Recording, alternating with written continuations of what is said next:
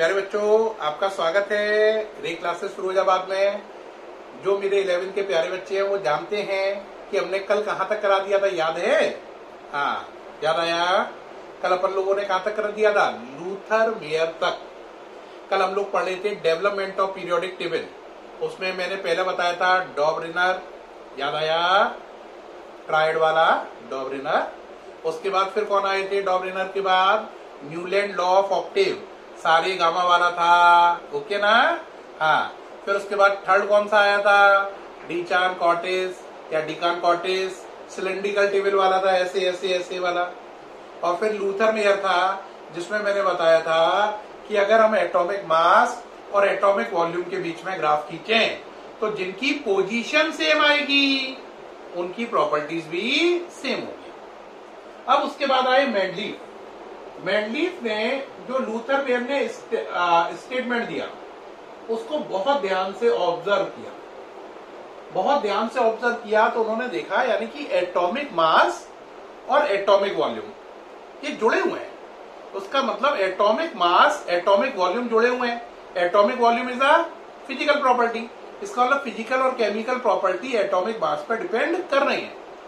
तो उनके दिमाग में आया, इस बात से तो यह साबित होता है कि किसी एलिमेंट का जो एटॉमिक मास है वो ही उसकी फिजिकल प्रॉपर्टी और वो ही उसकी केमिकल प्रॉपर्टी को डिसाइड करता है। उनके दिमाग में जैसे ये बात आई, उन्होंने अगले दिन ही लॉ दिया है, खड़ाओ, मेंडलीफ पीरियोडिक लॉ। तो जो मेंडलीफ पीरियोडिक लॉ है इसमें उन्होंने क्या कहा? इसमें उन्होंने कहा द फिजिकल, बोलो बच्चों, the physical and chemical, the physical and chemical properties of an element are periodic function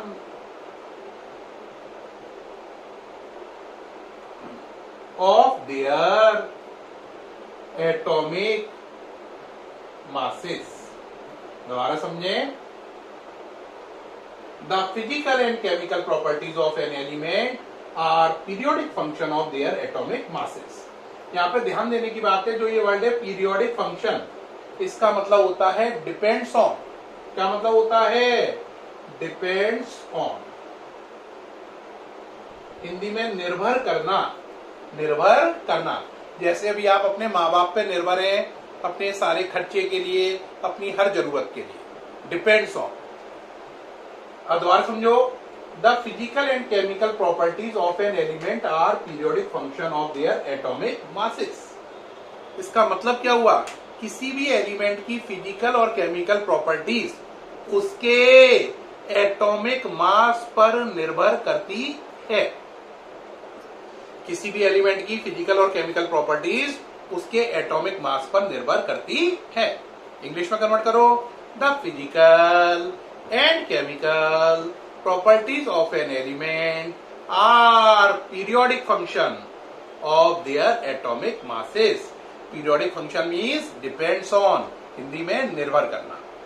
इसके बाद 9th की एक बात आती है कि मेंडलीफ पीरियोडिक टेबल बनने से फायदे हुए कई। उन फायदों को हम लोग क्या बोलते हैं? मेरिट्स। क्या बोलते हैं? मेरिट्स। जैसे मैं मेरिट्स बताना शुरू करता हूं, बच्चे खुद ही बोलना शुरू हो जाते हैं, सर ये तो हमें मालूम है, ये तो हमने 9th में पढ़ी थी। अच्छा, एक बार थोड़ा रिपीट कर लेते हैं, याद करो। पहला फायदा क्या हुआ? Systematic study. सारे एलिमेंट एक ऑर्डर में लग गए तो सिस्टेमेटिक स्टडी हुई। दूसरा, उन्होंने सारे एलिमेंट के एटॉमिक मास द्वारा निकाले, क्योंकि उन्हें यकीन नहीं था, वो चाहते थे सबके द्वारा निकाल के एक बार सही टेबल बनाओ। तो उन्हें पता चला कि बीई का एटॉमिक नंबर जो आप देख रहे थे वो उन्होंने उसको आगे चलकर करेक्ट किया। ठीक है, बी का एटॉमिक नंबर उन्होंने 9 से बदलकर 13 किया। तो उन्होंने कई चीजों के एटॉमिक मास का करेक्शन किया। तो दूसरा पॉइंट है करेक्शन इन एटॉमिक मासेस, यानी उनसे पहले उन चीजों के एटॉमिक मास गलत निकले हुए थे, उन्होंने उनको करेक्ट किया। Correction of atomic masses, B का एटॉमिक मास उन्होंने करेक्ट किया। इसके बाद आया प्रॉपर सिस्टमेटिक स्टडी हो गई, करेक्शन एटॉमिक मास के हुए, उन्होंने अनडिस्कवर्ड एलिमेंट के लिए गैप छोड़े। किसके लिए? अनडिस्कवर्ड एलिमेंट के लिए क्या छोड़े? गैप्स। जैसे बच्चों को याद होगा, उन्होंने जो गैप छोड़े, अगर आपको याद हो तो बोरॉन, एल्यूमिनियम, है ना, एल्यूमिनियम के नीचे उन्होंने लिखा एका एल्यूमिनियम, ये गैप छोड़ दिया, उस गैप के अंदर नाम क्या लिख दिया? एका एल्यूमिनियम। लोगों ने कहा एका एल्यूमिनियम क्या है? उन्होंने कहा भाई कोई चीज है जो एल्यूमिनियम के नीचे आएगी इन फ्यूचर, लेकिन अभी वो डिस्कवर्ड नहीं है। तो लोगों ने कहा तुमने उसका नाम एका एल्यूमिनियम क्यों रखा? उन्होंने कहा एका का मतलब नीचे, एल्यूमिनियम मतलब एल्यूमिनियम, यानी ये चीज एल्यूमिनियम के नीचे आनी है, तो एका का मतलब होता है नीचे, बिलो, बिलो एल्यूमिनियम।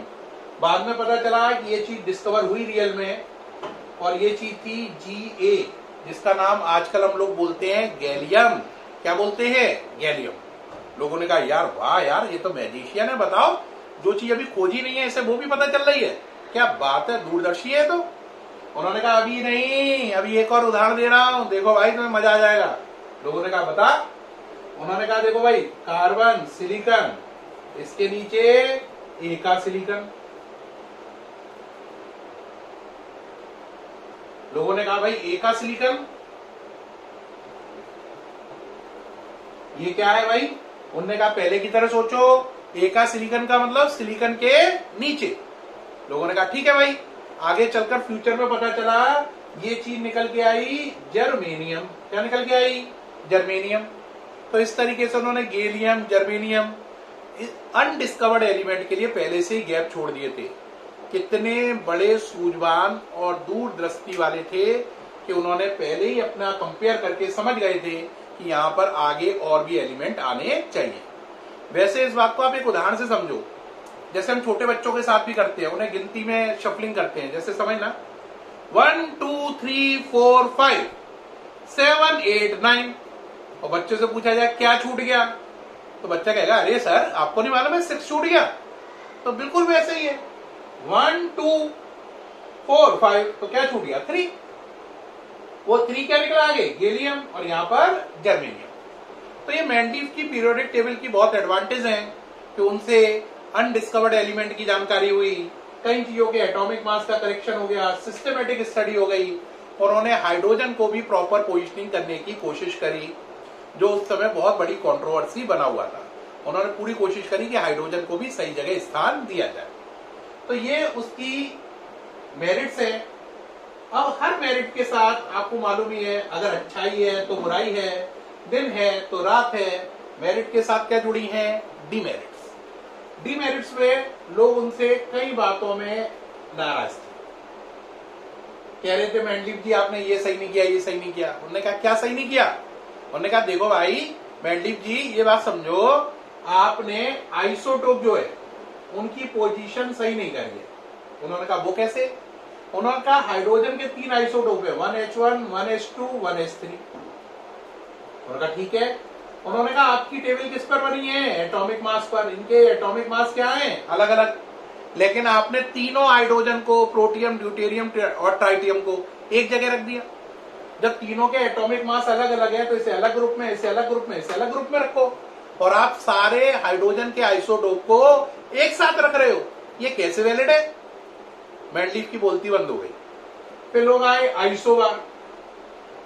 उन्होंने कहा भाई आइसोबार में जरा देखो भाई, 18Ar40, 19K40, 20Ca40। देखो साहब इनके नंबर क्या हैं? सेम है। तो आप इन्हें सबको एक साथ रख दो, आर्गन को, पोटेशियम को, कैल्शियम को।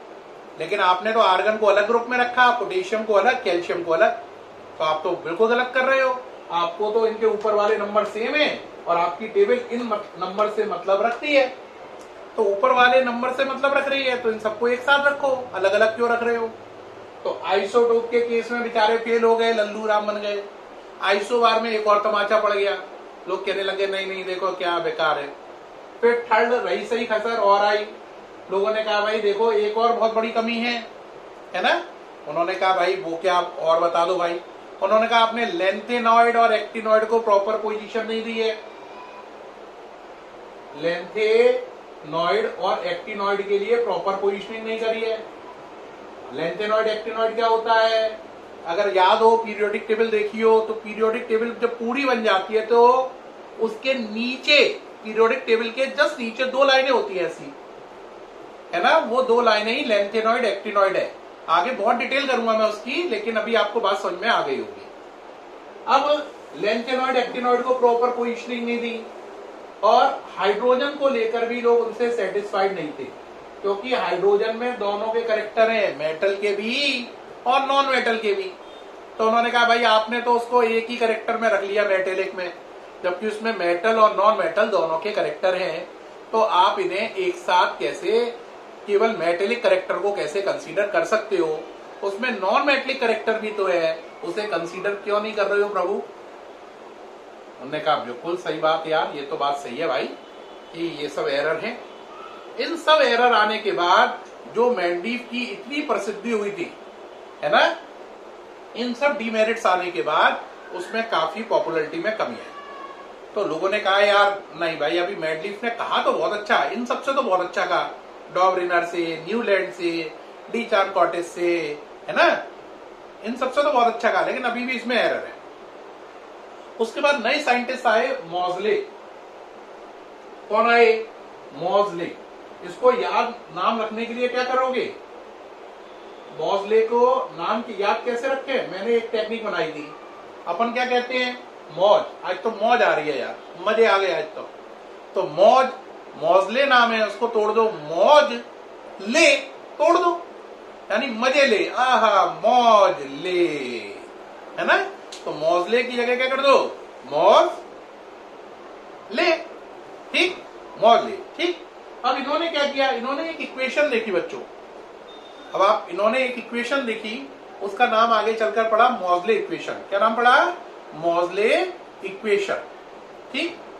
तो जो मॉजले इक्वेशन थी वो अभी मैं आपको बताऊंगा। उसमें इन्होंने ये देखा कि एलिमेंट की फिजिकल और केमिकल प्रॉपर्टी, एलिमेंट की फिजिकल और केमिकल प्रॉपर्टी उनके एटॉमिक मास पर नहीं, एटॉमिक नंबर पर डिपेंड कर रही है।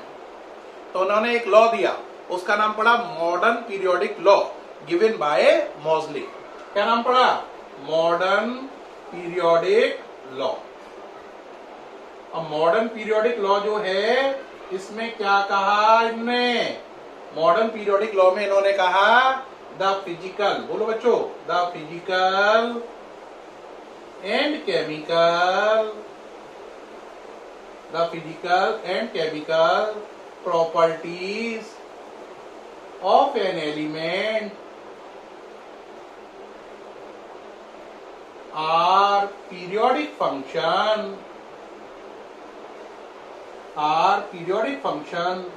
of their, कहोगे यहां तक तो सेम ही लिखा है, हाँ बस यहीं पर सारी करामात बदलनी है, of their atomic masses word हटाकर क्या कर दिया, एटॉमिक नंबर।